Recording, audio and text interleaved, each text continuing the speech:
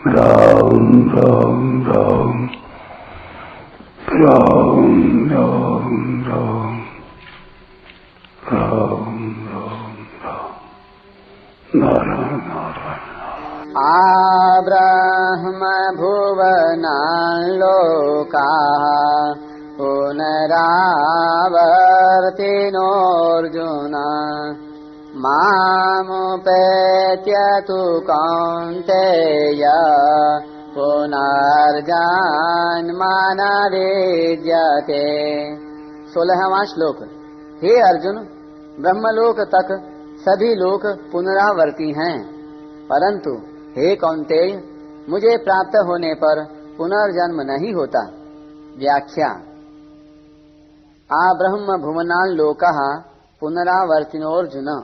हे अर्जुन, ब्रह्मा जी के लोक को लेकर सभी लोक पुनरावर्ती हैं, अर्थात ब्रह्मलोक और उससे नीचे के जितने लोक हैं, जितनी सुख भोग भूमियां हैं, उनमें रहने वाले सभी प्राणियों को उन लोकों के प्रापक पुण्य समाप्त हो जाने पर लौट कर आना ही पड़ता है। आ ब्रह्म भुवनात् पद में जो आ शब्द आया है, उसके दो अर्थ होते हैं।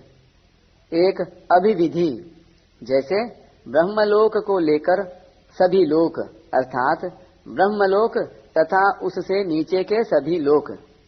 दूसरा मर्यादा, जैसे ब्रह्मलोक को छोड़कर नीचे के सभी लोक अर्थात ब्रह्मलोक से नीचे के सभी लोक। यहाँ आ शब्द अभिविधि अर्थ में आया है। जितनी भी भोग भूमियां हैं, उन सब में ब्रह्मलोक को श्रेष्ठ बताया गया है।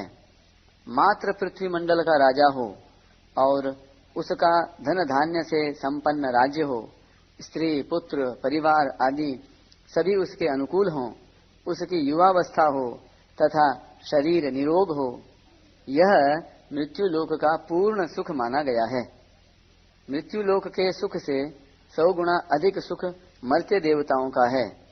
मर्त्य देवता उनको कहते हैं जो पुण्य कर्म करके देवलोक को प्राप्त होते हैं, और देवलोक के प्रापक पुण्य क्षीण होने पर पुनः मृत्यु लोक में आ जाते हैं। इन मर्त्य देवताओं से 100 गुना अधिक सुख आजान देवताओं का है।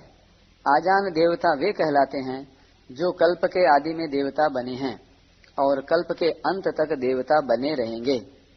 इन आजान देवताओं से 100 गुना अधिक सुख इंद्र का माना गया है। इंद्र के सुख से 100 गुना अधिक सुख ब्रह्मलोक का माना गया है। इस ब्रह्मलोक के सुख से भी अनंत गुना अधिक सुख भगवत प्राप्त तत्वज्ञ जीवन मुक्त महापुरुष का माना गया है। तात्पर्य यह है कि पृथ्वी मंडल से लेकर ब्रह्मलोक तक का सुख सीमित, परिवर्तनशील और विनाशी है, परंतु भगवत प्राप्ति का सुख अनंत है, अपार है, अगाध है। यह सुख कभी नष्ट नहीं होता। अनंत ब्रह्मा और अनंत ब्रह्मांड समाप्त हो जाएं तो भी यह परमात्मा प्राप्ति का सुख कभी नष्ट नहीं होता, सदा बना रहता है। पुनरावर्तिनः का एक भाव यह भी है कि ये प्राणी साक्षात परमात्मा के अंश होने के कारण नित्य हैं। अतः ये जब तक नित्य तत्व परमात्मा को प्राप्त नहीं कर लेते, तब तक कितने ही ऊंचे लोकों में जाने पर भी इनको वहां से पीछे लौटना ही पड़ता है। अतः ब्रह्मलोक आदि ऊंचे लोकों में जाने वाले भी पुनर्जन्म को प्राप्त होते हैं। यहाँ एक शंका होती है कि संतों, भक्तों, जीवन मुक्तों और कारक पुरुषों के दर्शन मात्र से जीव का कल्याण हो जाता है, और ब्रह्मा जी स्वयं कारक पुरुष हैं तथा भगवान के भक्त भी हैं। ब्रह्मलोक में जाने वाले ब्रह्मा जी के दर्शन करते ही हैं, फिर उनकी मुक्ति क्यों नहीं होती? वे लौटकर क्यों आते हैं? इसका समाधान यह है कि संत भक्त आदि के दर्शन, संभाषण, चिंतन आदि का महात्म्य इस मृत्यु लोक के मनुष्यों के लिए ही है। कारण कि यह मनुष्य शरीर केवल भगवत प्राप्ति के लिए ही मिला है।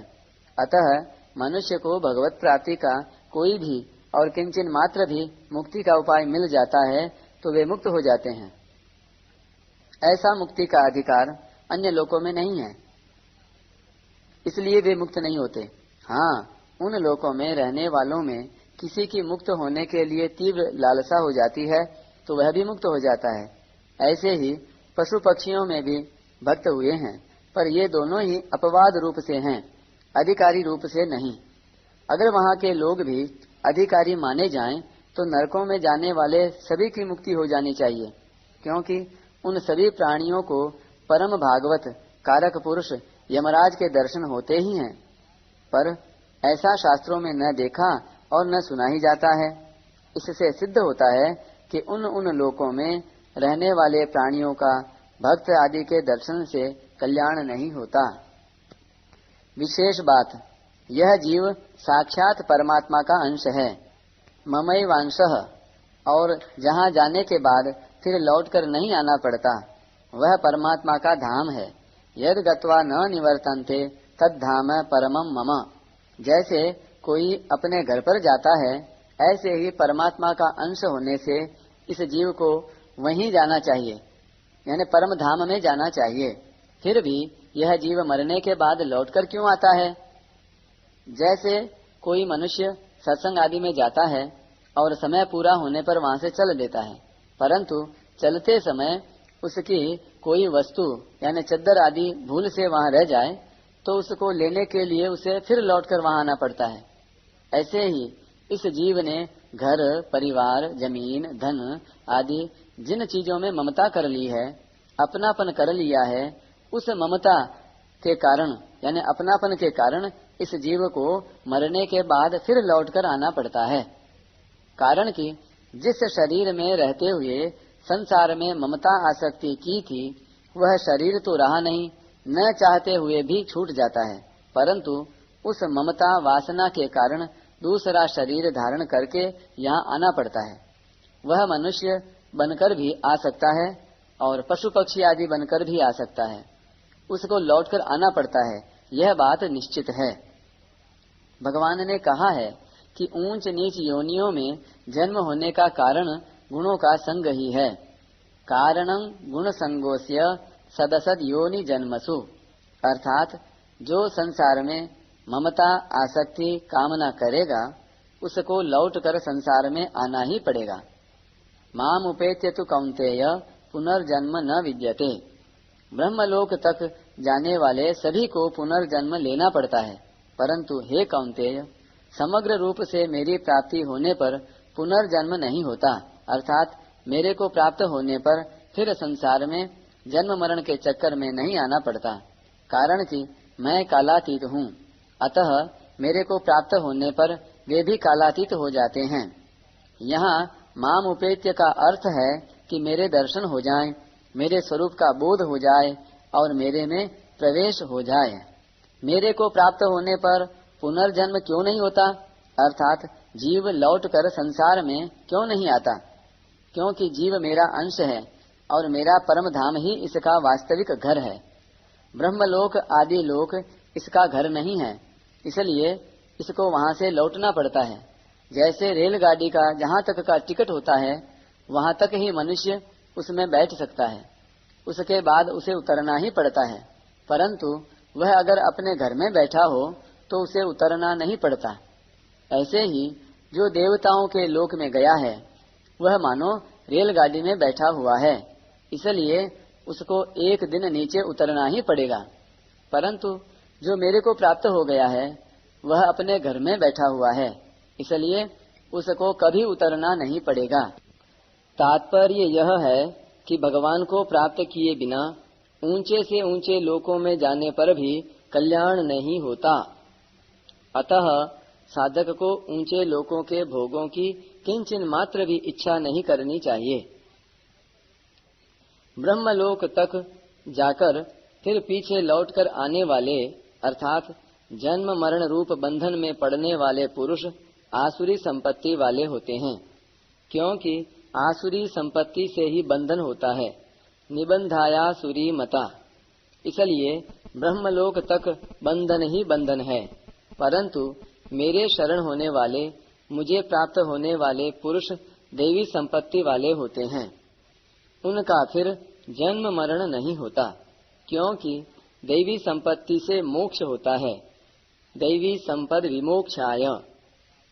विशेष बात, ब्रह्मलोक में जाने वाले पुरुष दो तरह के होते हैं।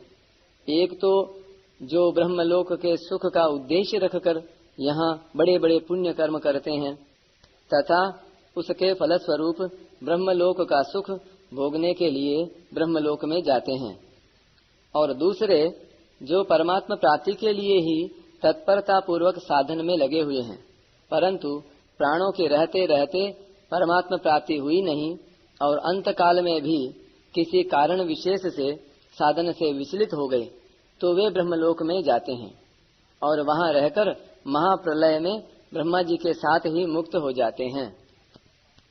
इन साधकों का ब्रह्मलोक के सुख भोग का उद्देश्य नहीं होता, किंतु अंतकाल में साधन से विमुख होने से तथा अंतःकरण में सुख भोग की किंचन मात्र इच्छा रहने से ही उनको ब्रह्मलोक में जाना पड़ता है।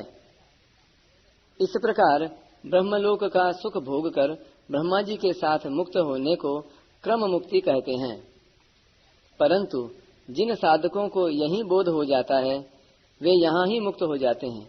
इसको सद्यो मुक्ति कहते हैं। इसी अध्याय के दूसरे श्लोक में अर्जुन का प्रश्न था कि अंत काल में आप कैसे जानने में आते हैं। इसका उत्तर भगवान ने 5वें श्लोक में दिया। फिर 6ठे श्लोक में अंतकालीन गति का सामान्य नियम बताया और 7वें श्लोक में अर्जुन को सब समय में स्मरण करने की आज्ञा दी। इस 7वें श्लोक से 14वें श्लोक का संबंध है। बीच में 8वें से 13वें श्लोक तक सगुण निराकार और निर्गुण निराकार की बात प्रसंग से आ गई है।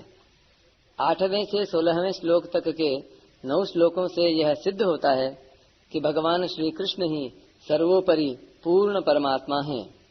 वे ही समग्र परमात्मा हैं। उनके अंतर्गत ही सगुण निराकार और निर्गुण निराकार आ जाते हैं। अतः इनका प्रेम प्राप्त करना ही मनुष्य का परम पुरुषार्थ है। परिशिष्ट भाव। यहाँ कोई शंका कर सकता है कि ब्रह्मलोक तक सभी लोक भगवान के ही स्वरूप हैं। वासुदेवः सर्वम। फिर उन लोकों में जाने वालों का संसार में पुनर्जन्म क्यों होता है। इसका समाधान है कि उन लोकों में जाने वाले मनुष्य उन लोकों को भगवान का स्वरूप नहीं समझते, प्रत्युत भोग सामग्री समझते हैं। वे सुख भोग के उद्देश्य से ही ब्रह्मलोक आदि में जाते हैं, इसलिए उनको कर्म फल के रूप में ब्रह्मलोक तक के लोकों की प्राप्ति होती है और उनका पुनर्जन्म मिटता नहीं। पुनर्जन्म सुखासक्ति के कारण ही होता है। इसलिए यहाँ आ ब्रह्म भुवनालोकः कहने का तात्पर्य है कि सांसारिक सुखों की आखिरी हद जो ब्रह्मलोक है, वहाँ जाने पर भी जीव को लौटना ही पड़ता है। अनंत ब्रह्मांडों का सुख मिलकर भी जीव को सुखी नहीं कर सकता। उसकी आफत जन्म मरण नहीं मिटा सकता। अतः संसार से सुख की आशा करने वाला केवल धोखे में रहता है। ब्रह्मलोक में 2 प्रकार के मनुष्य जाते हैं। एक तो सुख भोग के लिए ब्रह्मलोक जाते हैं और फिर लौटकर संसार में आते हैं, और दूसरे क्रम मुक्ति वाले ब्रह्मलोक जाते हैं और ब्रह्मा जी के साथ मुक्त हो जाते हैं। वे क्रम मुक्ति वाले लौटकर संसार में नहीं आते, तो यह उनके उद्देश्य की महिमा है, ब्रह्मलोक की महिमा नहीं है। ब्रह्मलोक तो पुनरावर्ती ही है, क्योंकि वहाँ कोई भी सदा नहीं रह सकता। न भोगी सदा रहता है, न योगी क्रम मुक्ति वाला सदा रहता है। ब्रह्मलोक तक सब कर्म फल हैं। जब कर्म मात्र आदि अंत वाला नाशवान होता है, तो फिर उसका फल अविनाशी कैसे हो सकता है। मामुपेत्य में माम पद समग्र परमात्मा का वाचक है। जो परा और अपरा दोनों का मालिक है, उसको प्राप्त होने के बाद फिर दुखालय संसार में जन्म नहीं होता।